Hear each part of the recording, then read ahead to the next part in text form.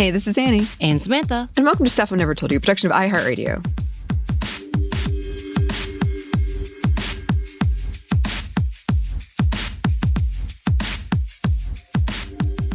And it is May 7th, 2025. I feel like we need to put a timestamp here as well as a content warning. We are going to talk about pregnancy and postpartum depression. I don't think we go into too much depth of like what causes. Like we'll talk about like clinically what causes it and research based, but we're not going to talk about like specific stories. But yeah, you know, this might be a really heavy topic, especially if you're suffering through PPD or has just had a rough time with pregnancy or any of those things. Content warning, because yes, Mother's Day is actually right around the corner, and we thought we would do something like topical. But so for a very real episode about motherhood, of course. We are not mothers, but one thing we know, being a mom or a parent is work. Like, I'm sure rewarding work, and I've heard that from many people, is rewarding work, but work nonetheless. And we wanted to say first, we see y'all and we know you're doing amazing, even if you don't always feel like it. Or for those who have had really hard experiences or through a lot of disappointments or loss, any of that, we see you, we acknowledge you. We love you. Happy Mother's Day. And with that, it wouldn't be a true Sminty episode if we didn't have a bit of a too realistic take on it. And I, once again, blame social media for this, as I was minding my own dink business and doom scrolling when a post popped up of a new mom who was very honest and real with her experience with postpartum depression and how it affected her and her marriage. And I think it's just not just postpartum depression, but just in general, postpartum, all the things. Below it were so many comments talking about their similar experiences and how it affected them as well. And many of them just thanking her. So in her post, Serena Kasser, I'm so sorry if I said this wrong, says postpartum was hard. Motherhood changed me in the best ways, but also the worst when it comes to being a partner. I stopped being the woman he fell in love with. And below, we wanted to read off some of the comments. One of them said, I don't even remember the person I was before I had my children. Another said, this is exactly what I went through. I also felt hate towards him because it seemed like his life continued and mine stopped. Some others said, postpartum mentally and emotionally changed me as a person. I was always angry and sad for no reason. Thankfully, my husband understands and has been the reason I haven't fallen off the ledge. It's hard. Another said it's so hard. Then the added financial strain is just so much some days. And then another one said, postpartum changed me. I hardly recognize the woman I see in the mirror. I feel overtouched by my babies that I don't even want him to be close to me, but I miss him.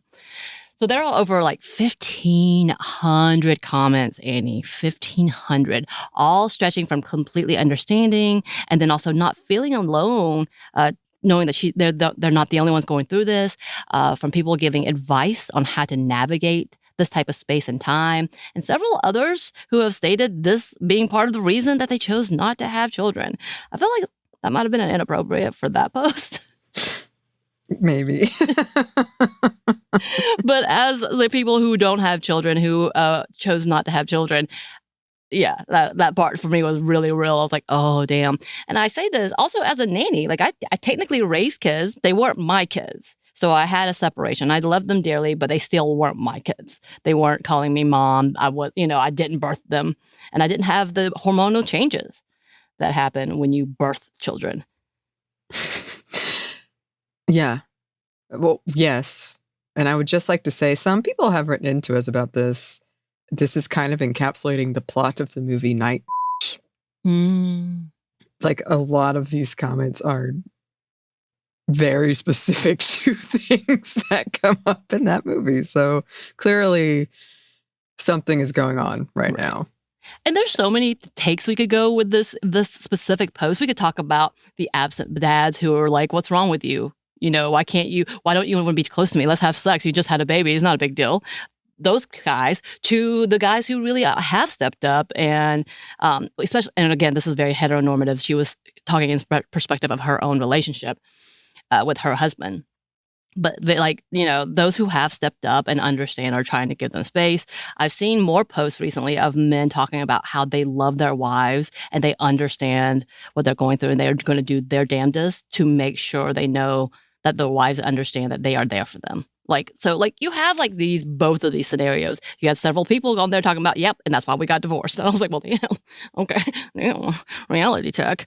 So we could talk about that, the relationship part. We could also talk about the parts, we kind of did with the whole weaponized incompetence. That could play into being part of this. I just saw someone talking about the study in which it says women should actually have are recommended to have 10 hours of sleep because of the way their body processes, and that a lot of people who have just had pet babies, I think one pediatrician had told the couple that the dad specifically be like, you need to be the ones, unless she has to feed, you need to wake up because you can function. She cannot. I was like, oh, I like that take. Okay. Yeah. Well, if this was happening, maybe more babies would be born. Yeah. Just saying. But again, the world sucks. So we could take that issue, but we're not. So there's a lot of avenues we could have gone down this, but we did want to specifically talk about postpartum depression and the related mental health needs specifically here, especially with the pandemic, with COVID, and how that really, really brought to light some of the needs and how that exacerbated this situation specifically. So postpartum depression and related mental health needs has always been a thing. Like I said, not surprising. Again, for the most part, it's been largely ignored or pushed aside, even given a cutesy name, passive name like the baby blues, which I find really irritating. And I have a feeling some people probably appreciate it because they don't want to make it a big thing, but a lot of other people are like, what the hell? That's really insulting. Anyway, of course, for the most part, the more common temporary feeling, sadness, due to hormonal changes after birth is what they're referencing, especially in the professional world. They're not trying to be condescending, although it still feels like it's condescending. And they're talking about the temporary stage, which usually fades away within 3 weeks. But that term has been interchanged with people suffering from postpartum depression, which can last for years, and even psychosis, which is a whole other conversation that we're not getting into specifically in this episode. There's a lot we could talk about, obviously. Mm-hmm. But as more and more families and people actually talk about it as a need within the mental health field, more people are recognizing the severity of it. And a bit of information about what we're talking about from frontiersin.org. They say, after giving birth, women undergo significant hormonal changes that can heavily impact their mental health. These changes may worsen existing psychological conditions or lead to specific disorders such as postpartum depression, PPD. This period is recognized at a time of profound depression starting during pregnancy. So in 2016, Columbia University actually did do a study about some preventative measures, and more studies have been published about why preventative measures as well as possible treatments are needed. But in a country that doesn't value people who get pregnant, again, as real people, nor want to help them nor care about them or want to give them $5,000 to have a baby because that'll solve it. Easy. It's not surprising to see that they actually don't put any of these great research into practice. This is from time.com, Maytel Eyal and Bridget Freihart, and I really am sorry if I butchered y'all's name. I don't know if anybody connected with them listens. If y'all want to correct us, because that's just a caveat throughout this whole thing. We got a lot of information from a lot of different people. So then there are two psychiatrists and researchers who wrote this, and they said, research like this suggests that there's much more we can do to prepare new mothers from the transition to parenthood, but we're not. In the U.S., there's a striking gap in the time and resources allocated towards pregnancy versus the postpartum period. While a woman might visit her OBGYN 10 to 15 times during pregnancy, she typically only visits once during the postpartum period. And while it's commonplace for an expectant mother to take birth education class, it is virtually unheard of for her to receive postpartum education. And even though Ayal and Freihardt see a more normalized context for postpartum, it isn't helping in the actual treatment or preventative measures. They continue in their article, quote, "For early intervention, few examples are more relevant than postpartum thyroiditis, which occurs when the immune system mistakenly attacks the thyroid gland, causing it to be inflamed. This condition, developed by 5% of women, can be effectively treated with medication if recognized early. However, it often goes undiagnosed because patients assume that the symptoms, unwanted weight loss or gain, fatigue, and anxiety, are all part of the normal postpartum struggle rather than a treatable issue.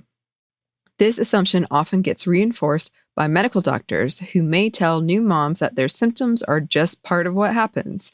The result of delaying treatment is not inconsequential. For approximately 20% of diagnosed patients, the condition is permanent.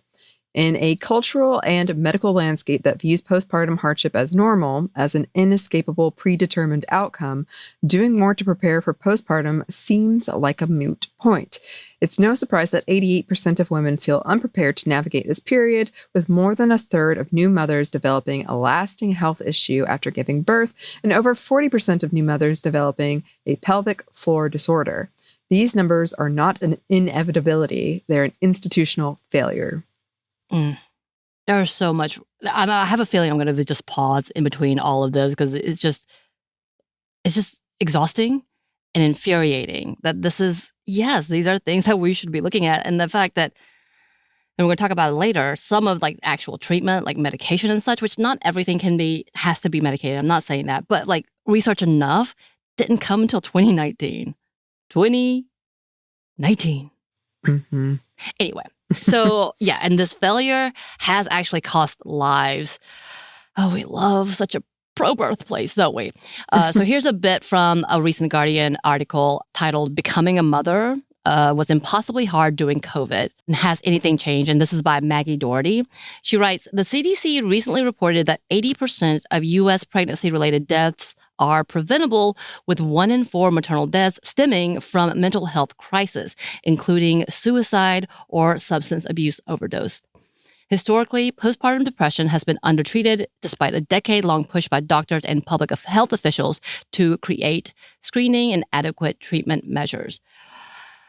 To say it is a failure feels like an understatement. Like it's tragedy, and that feels like condescending. Like there's so many things. It feels criminal. It feels criminal, especially what we know with the fact, and I haven't talked about this yet, but you've talked a little bit about this yet, that things like the banning of DEI, any of that from the CDC and research facilities includes research like this. And because it says women.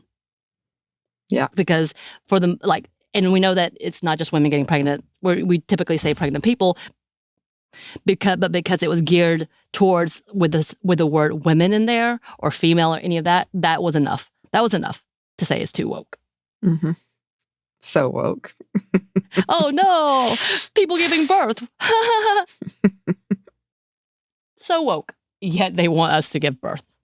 Yes, but only in the way they want. Right. And after that, screw you if you die. Yeah. Too bad for you. Mm-hmm.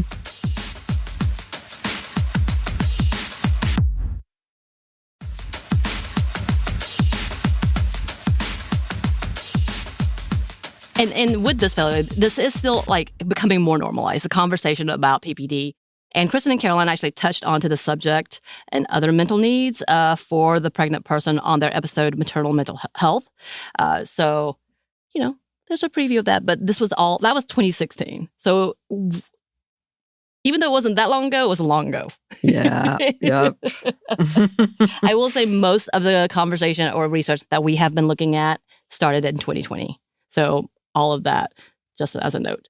But it is still not being given the correct attention, and things like the recent pandemic has exacerbated this issue. So we're going to take a minute, or this entire episode, look at how PPD has been affected by the pandemic and the handling of pregnancy in general by the U.S. at this time. So let's take a look at what has changed during and after the pandemic for pregnant people. In general, the overall impact of the healthcare system, and we talked about this so much at the time, was severe. And care for the pregnant patients hit hard. It hit really hard. Here's something from the research analysis by Lisette Sala, Sharon Kenlini, Cheryl Matheson, Shauna Combs, and Beth Dickerson, titled, "This is Not What I Had Imagined Motherhood Would Look Like. Pregnancy, Postpartum, and Parenting During COVID-19, a Qualitative Analysis of the First Year Since Birth." So, quote, "The pandemic had a devastating impact on the maternal healthcare system across the nation, with 3 out of 5 patients experiencing modified or canceled appointments. Additionally, patients experienced wide variation in hospital visitor policy, alterations in their birth plan, unnecessary obstetric interventions, inadequate postpartum and breastfeeding support, and early discharge from the hospital. Women were ushered out of the hospital quickly to avoid a potential exposure, increasing their likelihood of experiencing a negative postpartum outcome." On top of the difficulties at the hospitals and offices, having limited support from their community also was a big issue. More from that research, quote, "COVID-19 directed quarantines and social isolation caused women to forgo those people they rely on for help and instead navigate postpartum alone. Support offered by family and friends, both physically and emotionally, termed instrumental support, is important to mothers as they recover and acts as a buffer for anxiety and depression." I mean, I think that's an age-old saying, it takes a village. Yeah. And that starts before birth. And I could not imagine not having that kind of support. Of course, we've also heard the nightmares of do you have too much support? And we don't need all that either. The unwanted support sometimes. Right. And that is something that also we're not going to get into, but that was some of the positive. They were like, but at the same time, we had an excuse not to see the people we didn't want to see. Right. So, it wasn't all bad. Again, as the introvert, there's a lot of things that I was like, oh, this is going to be bad for me, but also great for me.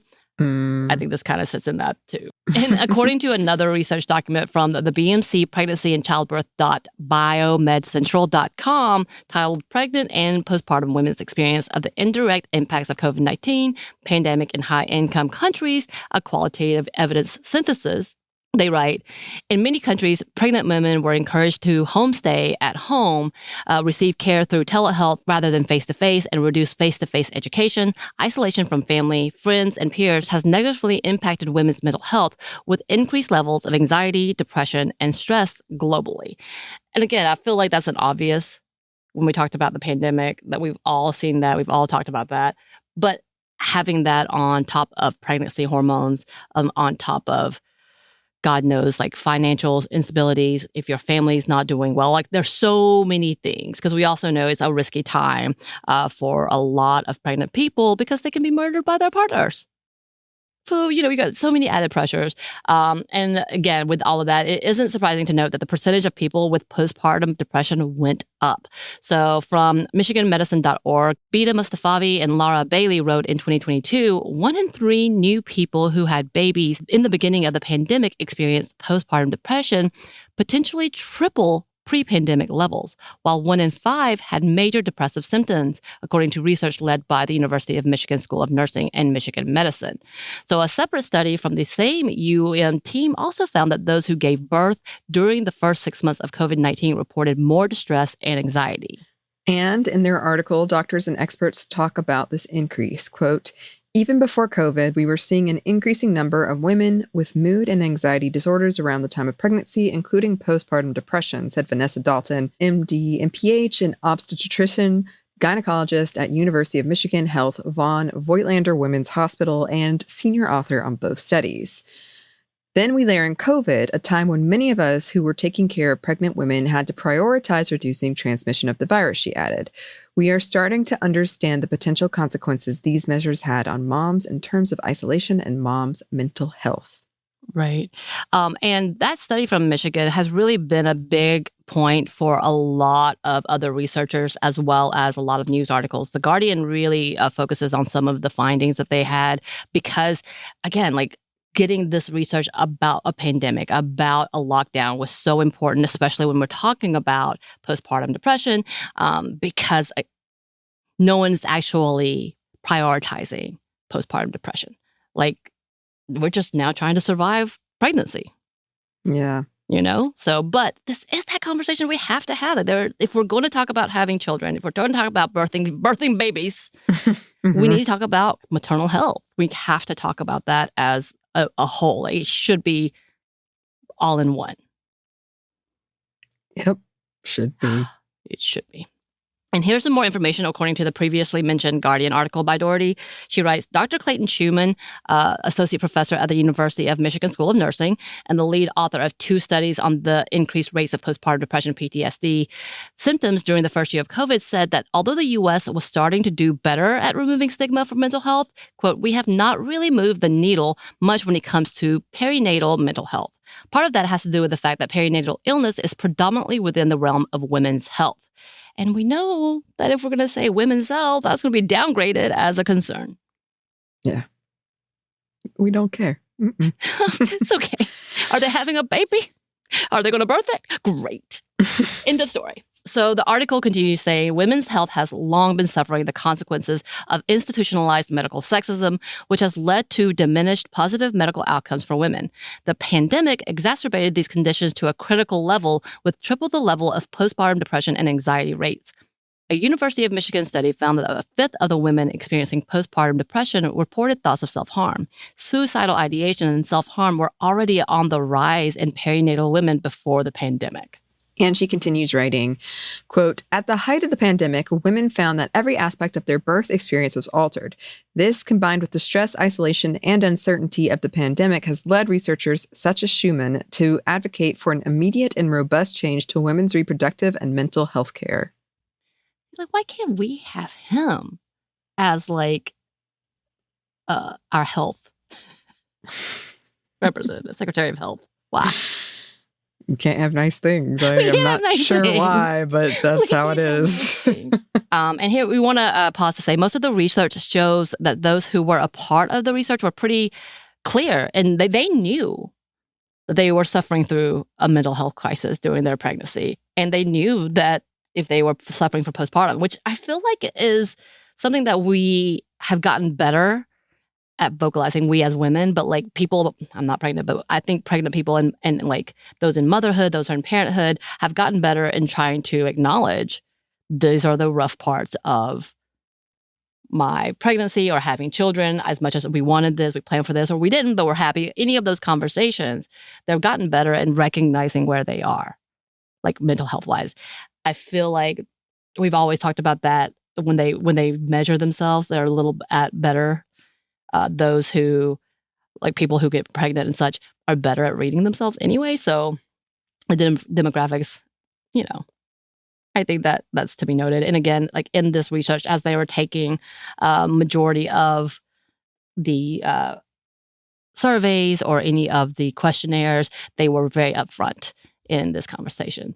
And back to that, this is not what I imagine motherhood would look like research paper. They write, women who gave birth during the pandemic recognized that the situation led to an amplification of new mother-typical emotions. Generally, many postpartum women express feelings of fear, anxiety, exhaustion, and of being overwhelmed. While these emotional states are the expected norm after giving birth, childbirth during a pandemic meant women spent their postpartum time at home isolated with their newborn. Therefore, there was an amplification of typical emotions that would usually be assimilated through interactions with other postpartum women during Mother's Day outgroups or social gatherings.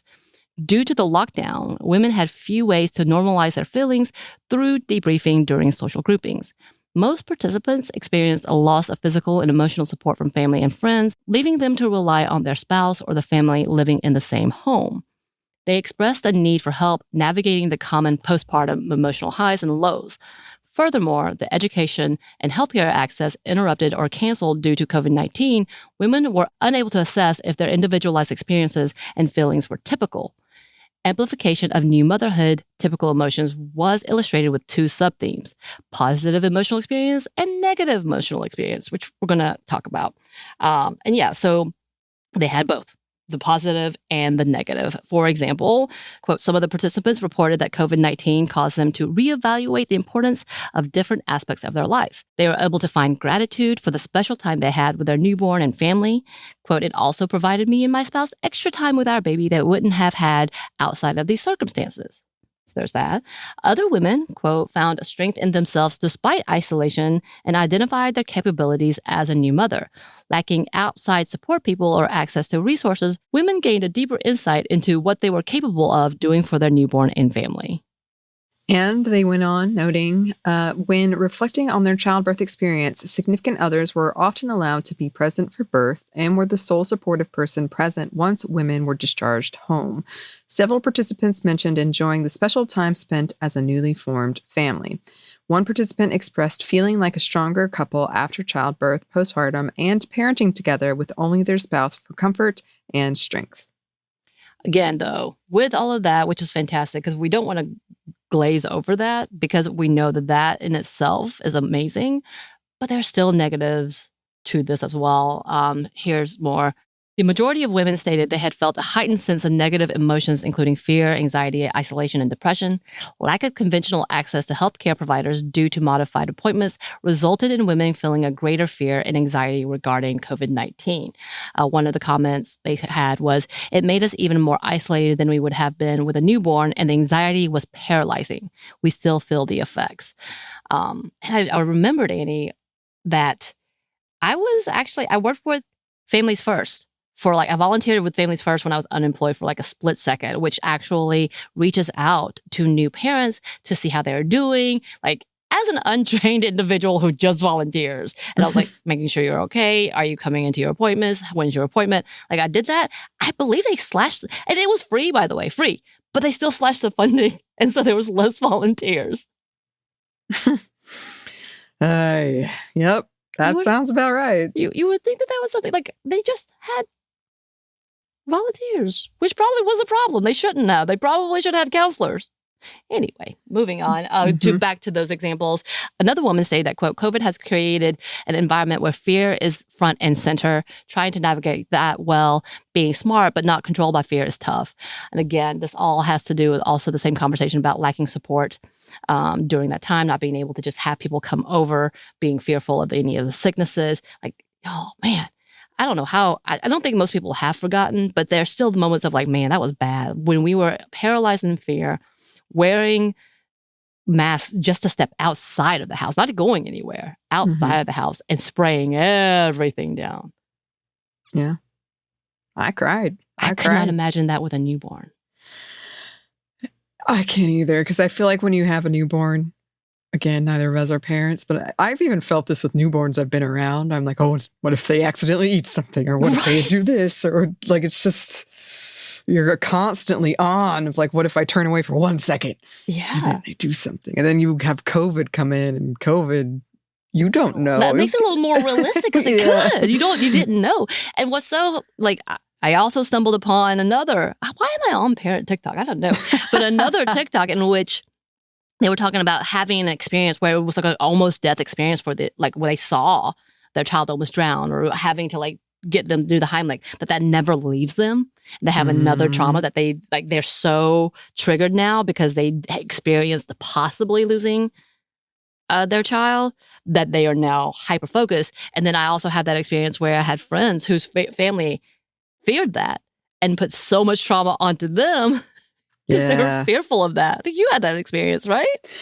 Yeah. I have a friend whose family they did have a tragedy in the family. Yeah. And then after that, understandably, they became very, very concerned and kind of, in my friend's experience, overbearing.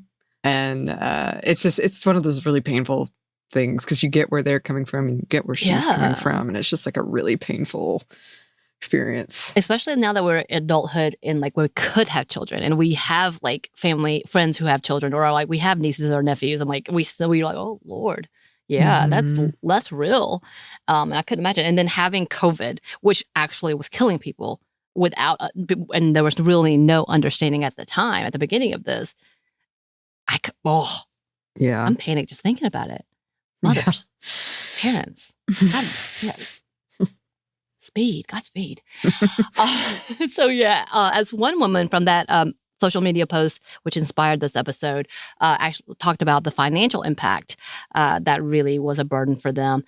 From that same research paper, they write, COVID-19 impacted women and their families financially through lost jobs and wages, increased prices on household items, and costly testing and treatment for illness.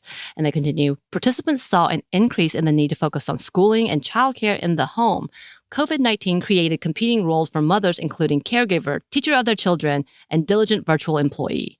With a lack of childcare and increased fear of COVID-19 transmission, some women had to make a choice between parenting and working. Women are often fulfilling many roles, all while recovering from childbirth and bonding with their newborn.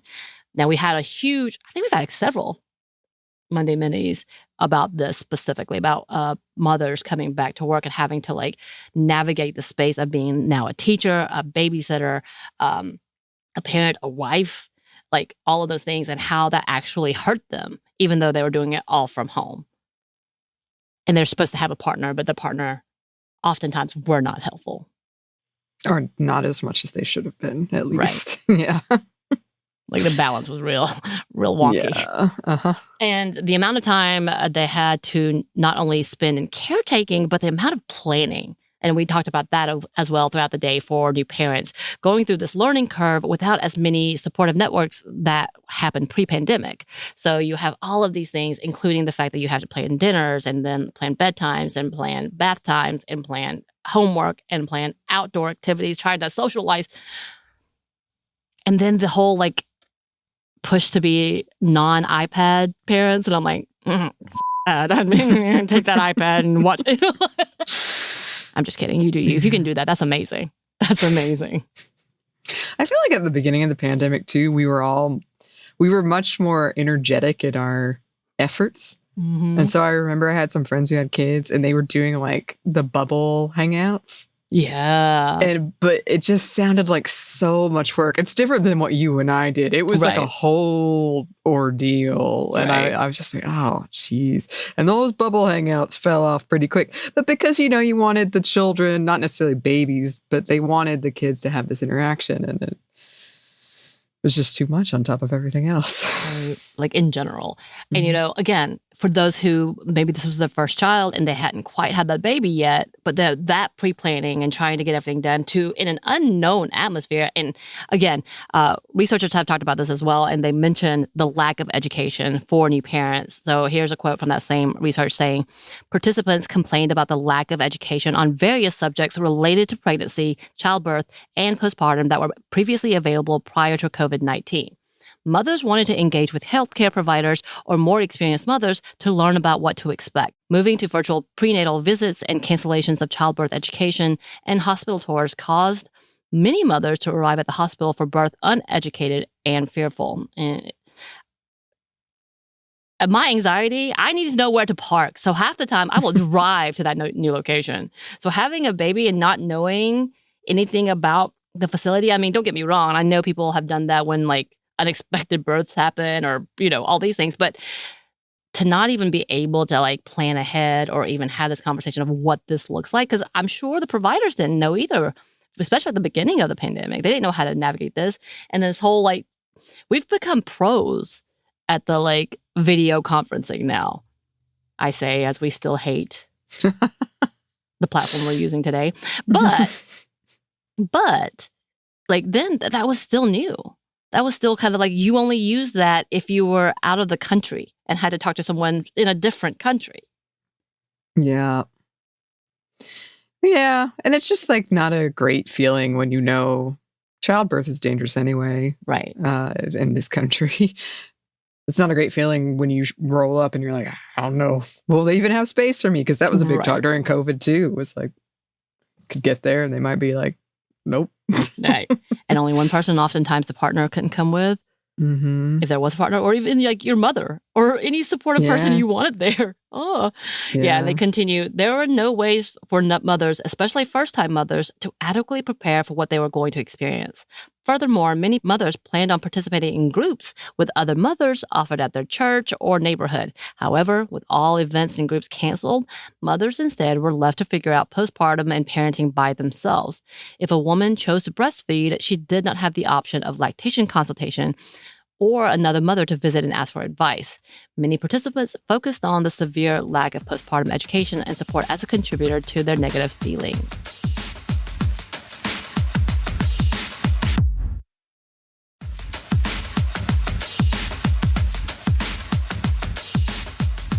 And back to that study from the University of Michigan, quote, Schumann says he was surprised by the numbers. A third of women screened positive for depression and a fifth for major depression. 1 in 5 who screened positive for postpartum depression reported thoughts of harming themselves. He said the findings were especially concerning following a Michigan medicine-led study that found increased prevalence of suicidal thoughts and self-harm among childbearing women. Treatment is pivotal to recovery, he said. Resources and education about postpartum depression must be better disseminated and implemented. These resources should be shared with the general public to reduce stigma and shared with those who provide social and emotional support to postpartum patients, such as partners and family members. Right. So we jumped from obviously talking about the education to this. So the couple of things, like the breastfeeding has been a big point of contention in a lot of these conversations and research. There's a lot of controversy. I have no opinion. I can say that I have not looked up any of that. I know either of these things are complicated. This is a complicated subject, apparently, because people get upset about people breastfeeding in public when I'm like, yeah, they got to feed their children. Calm down. Anyway, but all of that to say is there's a lot to be said in that lactation consultation. I've seen some shows. Sorry, parents. But they do talk about the seriousness and the feelings connected to breastfeeding, whether it's feeling like you're a failure, or feeling like it's too much, feeling like it's painful. Like there's so much to that. And so there is a level of need in education for this. So without that causes a whole new crisis, especially in trying to feed your child.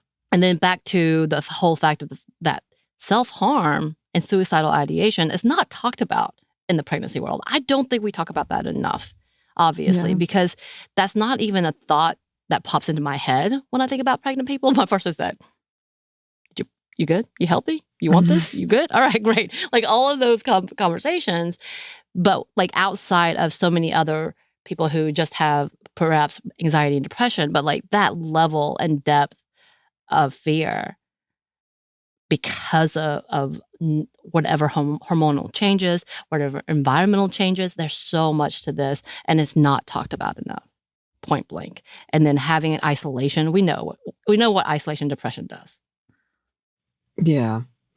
You got all those hormonal changes, and just like, I think we've discussed this so many times, but we love to societally paint motherhood as like this beautiful thing. You must be so happy. This is the greatest thing.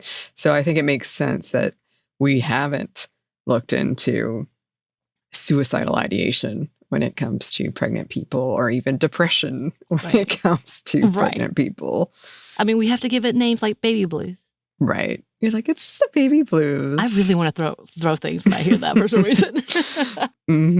So here are some of the themes that emerged from that study. 5 themes emerged: heightened emotional distress, adverse breastfeeding experiences, unanticipated hospital policy changes, shifting birthing plans, expectation versus reality, or mourning the experience of what should have been and expected benefits of the pandemic. They also talk about social distancing and infection control measures contributed to increased guilt, isolation, and depression in postpartum parents, and many were denied pre-pandemic coping mechanisms and experienced a lack of support. And this is what Schumann had relayed, which, again, like we're about to tap into this because that whole level of guilt. Like we've talked about this as individuals when we feel depressed, but then feel guilty for feeling depressed when everybody, like that build on. Imagine that as a pregnant person. Like there's so many levels to this, as well as pregnant people, pandemic, hospital visits, anxiety, like birthing, breastfeeding, like planning. If you're type A or OCD, this is the nightmare, I would imagine. Yeah. And I do remember we did a Monday Mini early on in the pandemic where we were talking about the kind of baby bump that happens. Yes. And it was called COVID babies. And a couple of people wrote in, like called in and was like, this was actually a really horrible experience for me. And I kind of don't like that it's being termed as like, oh, it was a COVID baby. This is not baby boomer. No, it's a very stressful thing that happened. And I'm really sad all my plans fell apart. Right. Thank you. We don't want to talk about this. I love my child, but this was not in the plans. Right. Or it was in the plans, but not the timing. So many things. Yeah. And one of the biggest themes within these factors of many of the pregnant people was that they felt like they were doing it wrong. And blaming themselves. So here's a quote. They say, moms say they felt like no matter what they did, it was wrong. And this is from Schumann. Some women shifted birthing plans, for instance, switching from in-hospital to out-of-hospital births or elective inductions to avoid a trip to the hospital. Restricted vegetation was described by one mom whose doula was prohibited from attending her birth as heartbreaking. And yeah, doulas are important. So if they have that as a part of the plan, I'm sure that was devastating. Dalton, whose previous research have explored the relationship between depression, anxiety, and cesarean deliveries among pregnant women, said when expectations around labor and delivery don't match the day itself, it can lead to intense disappointment. People have very deep feelings and excitement around having a baby, she said. They often have a vision about what that day should look like. When things go differently, there may be feelings of loss because the event wasn't what they always dreamed of. Add on the biologic reasons women experience depression after pregnancy and all of the disruptions to the labor and delivery experience over the last 2 years, and you can understand how COVID could exacerbate mental health issues in this population. So there's again, all that level, like the planning, the anxiety coming through it, having a birth plan, having that shattered, not having a birth plan because you can't have a birth plan. You can't have the extra support like a doula, which a lot of people have recommended and have said that has been amazing for them because they become advocates when oftentimes the doctors, not all doctors, obviously Schumann would be a good one, when doctors ignore their patients in their own bodies or their requests. So all of that could be very devastating. Again, not having your mom there, if you've dreamed of having your mom there, could be a heartbreaking moment. Not being able to have your husband there and hold your hand, which I think they did lighten up those roles towards the middle or end when the vaccines happened, right? I think so, yeah. Yeah, I think that if I remember correctly. So it did change up because it was so harsh. And again, not having an advocate, especially when it comes to, well, we'll have to do a cesarean, we're going to have to do emergency surgery. There's all of these complications because, yes, giving birth is dangerous. And if you're medicated or if you're under stress, you might not be able to make a call. Like there's so many things to this that I could not imagine. Yeah, my heart is racing just thinking about it. Again, I'm one of those. I'm like, yeah, that's why. That's one of the reasons. I did not want children. So, with all of that, where does that leave us? Yes, society has allowed for more pregnant people to actually talk about the realities of postpartum depression and mental health. And I feel like we got a lot of great research in the last 5 years. But is that the same thing as actually getting treatment or care? Well, back to that Times article we started out with. No, I don't think so. Yeah, here's a quote. This normalization has been a net gain for society. We as a culture needed to destigmatize talking about the postpartum struggle to improve maternal well-being.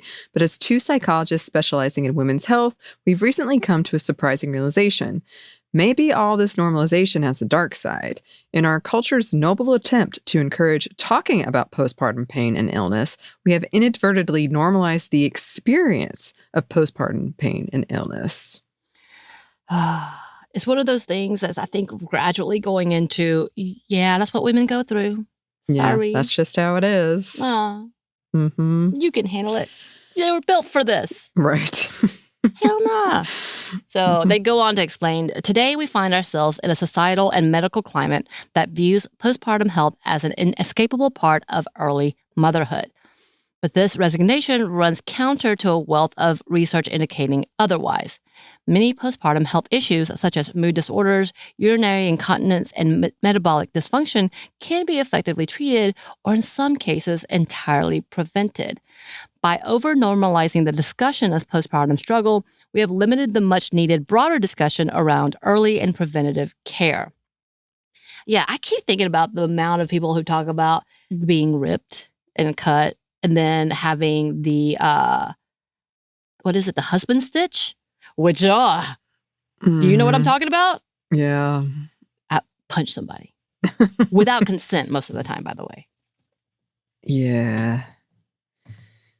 Yeah, well, it's also just like, it's a huge medical procedure. Your body's wrecked. Leave me be. Why? But like the conversation about the incontinence, like the amount of things, like are they just going like, that's just normal childbirth? Sorry. Mm-hmm. Instead of actually helping, like the amount of people who break their butt bone. Yep. And don't get me wrong, we understand it's stressful, all these things, and if you don't want to do all those other medical possibilities, that's fine. But should we actually look to see if we could ease the procedure at all? No. Nah. This is Eve's sin to us. That's what she handed down. Existential crisis. But going on back to the Times article, Dr. Ava Ram, who wrote a book, Hormone Intelligence, and she writes, common and normal are different. Just because so many women experience something doesn't mean it's inherent to our biology. Being a woman is not a diagnosis. Amen. Women's health issues are often treated as inherent part of being female, rather than conditions warranting serious attention, research, and systemic overhaul. Like I think that's, again, the bigger conversation when it comes to women's health at all, point blank. And also why it's important that we have actual research with all types. Inclusion. What a novel idea.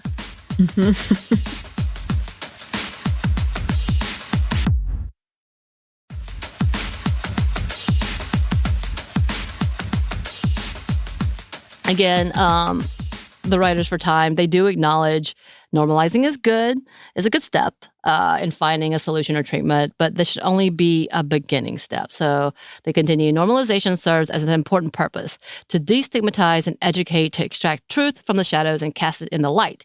In the U.S., the postpartum struggles needed an era of normalization, but we should view this as a stepping stone rather than a destination.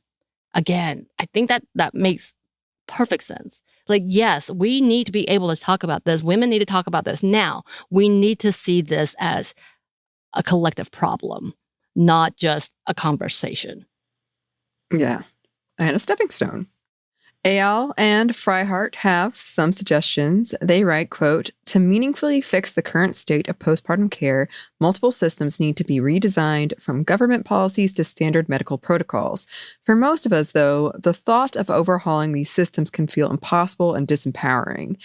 But there is something we do have power over, our narratives. It is essential that we shift from a narrative that over-normalizes the postpartum struggle to one of preventative care. One that refuses to accept it as normal. We need to leave behind the notion of that's just how things are and replace it with it shouldn't have to be this way. And actually, they do give some good examples. And I did know earlier, because I've seen more TikToks, which South Korea has one, which I think they write 8 out of 10 mothers will stay at care centers after giving birth. And they have everything, fresh meals, childcare classes, Pilates, massage, facials, all those things. They even provide in-home cleaning and laundry services. Makes sense. Of course, again, they're not doing it right either necessarily about women in general, because the birth rate is really far down. But that type of postpartum care is amazing. New Zealand, they write, after giving birth, moms can stay at a local birthing center free of charge, where they will receive one-on-one care for them and their babies, which these sound amazing. This should be a thing. Yeah. Instead of funding wars. But anyway, and apparently pediatricians have stepped up to fill that space in helping to treat the parents. So this is from that Guardian article written by Doherty. She writes, if women aren't seeing their healthcare providers about emotional complications during the perinatal period, they do typically take their babies to the pediatricians. And these visits provide a critical opportunity to expand care from the baby to the parents and offer mental health screening to parents regardless of gender. Some pediatricians have therefore become substitutes for family health care on the front line in detecting postpartum depression.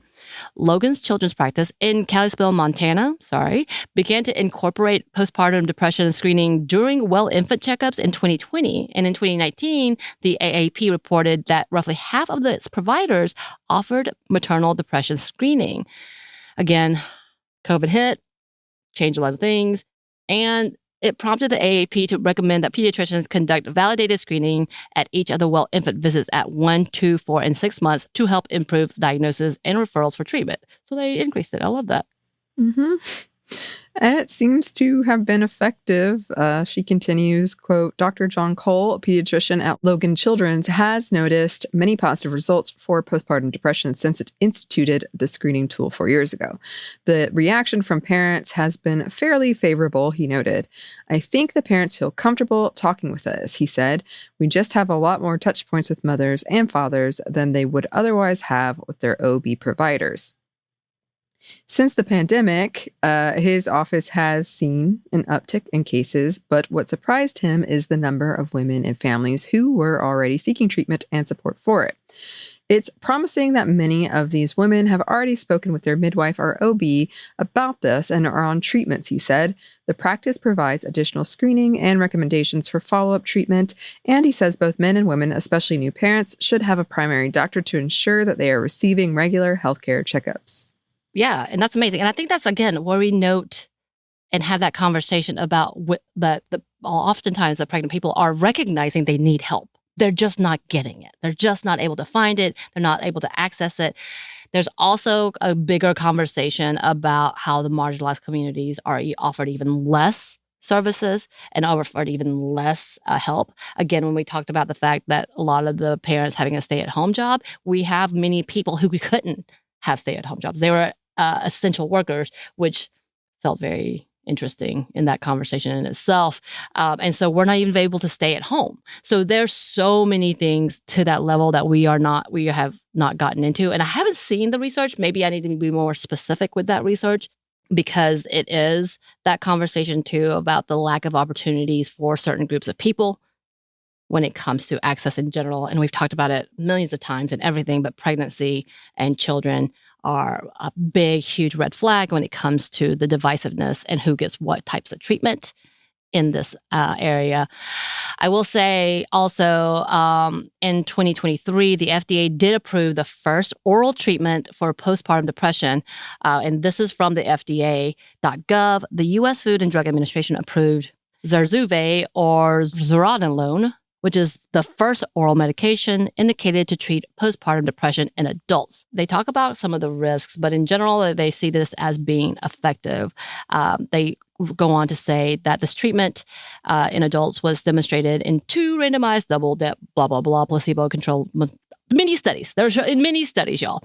And the trial participants were women with PPD who met all the requirements, and patients received all these things, and it did well for a majority of the patients. Again, this is also one of those things where different people have different needs. Certain people have allergies and such. So there was side effects that you have to look out for. But again, 2023, that is a big step that they actually found a treatment or looked for a treatment in itself. Now, I will say in 2019, the first actual medication, which is brexanolone, was approved. And this is an injection for IVs. So obviously, I think it's probably pretty soon after childbirth, the way that it's administered, I'm assuming. But those are 2 great things. Again, it was 2019 when that first one was approved. So, wow. And again, 2024 when the oral pill was created. So, great, but wow. Yeah, I mean, that's long been an issue where not only do we not have scientific studies on women, pregnancy is a big one. And I'm going to assume even post-pregnancy, there's just not been a lot at all. Well, as we've seen in this administration, after birth, they don't care. Yes. Again, these are good steps. These medications are good steps, but we have to talk about the fact that this is just a part of the treatment that is needed and not necessarily the whole treatment. And this level of conversation about preventative treatments is big. Again, about it being inclusive of the entire family. I think that's also something that we don't talk enough about, but the pandemic and obviously all of that really affected what we have seen and how treatments have been given. We're back here now and obviously have been a little more laxed since then. We shouldn't be, honestly. I don't know if we need to be a complete shutdown, but we should be cautious in masking and doing all those things. But, that's a whole different episode.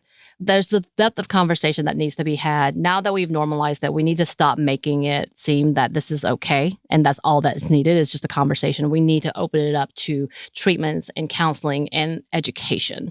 Like, they need to direct that money that they're sending to that Doge has been saving by cutting these programs specifically back, I guess. But there you go. I know that's again, this is very brief conversation, less than an hour conversation in this topic. And there's so much more that need to be said.